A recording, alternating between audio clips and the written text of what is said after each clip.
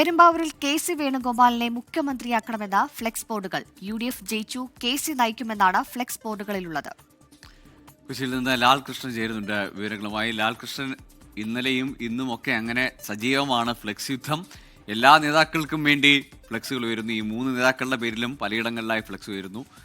ഇത് തുടർന്നു പോവുകയാണ്. നേതാക്കൾ അതിന് പ്രോത്സാഹനം നൽകുന്നില്ല, ഇതിന് പിന്നിൽ ആരാണെന്നൊന്നും അറിയില്ലെന്ന് പറയുമ്പോഴും ഒരു ഏകീകൃത സ്വഭാവമുണ്ട് ഇതിലേക്ക് ക്യാപ്ഷന്.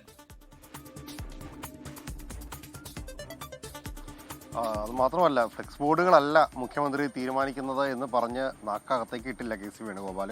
അതിന് തൊട്ടു പിന്നാലെയാണ് ഐ ഗ്രൂപ്പിന് കൃത്യമായ സ്വാധീനമുള്ള പെരുമ്പാവൂർ പോലെ ശക്തമായ ഐ ഗ്രൂപ്പ് സ്വാധീനമുള്ള ഒരു മണ്ഡലത്തിൽ KC വേണുഗോപാലിന് വേണ്ടിയിട്ട് ഫ്ലെക്സ് ബോർഡുകൾ ഉയർന്നിരിക്കുന്നത് എന്നുള്ളതാണ് അത്ഭുതകരം. നഗരത്തിന്റെ വിവിധ മേഖലകളിൽ 5 ഇടങ്ങളിലായിട്ടാണ് ഈ ഫ്ലെക്സ് ബോർഡുകൾ വന്നത്.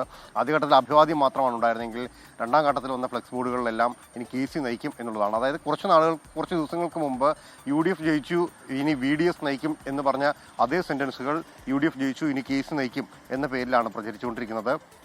ഇത്തവണ ഒരു പുതിയ MLA കൂടിയാണ് വന്നിരിക്കുന്നത്.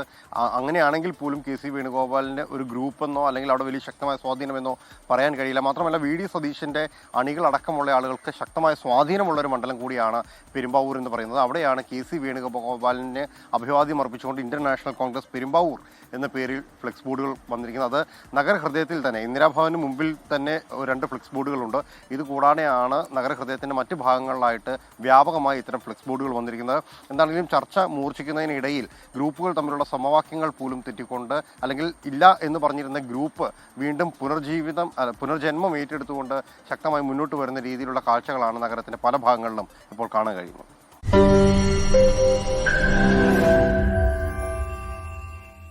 ലോകത്തെവിടെയായാലും ഏത് സമയത്തും 24 വാർത്തകളും ഓഗ്മെന്റഡ് റിയാലിറ്റി പാക്കേജുകളും എക്സ്പ്ലെയിനറുകളും വിശദമായി കാണാൻ ഞങ്ങളുടെ YouTube ചാനൽ നിങ്ങൾക്ക് സബ്സ്ക്രൈബ് ചെയ്യാം.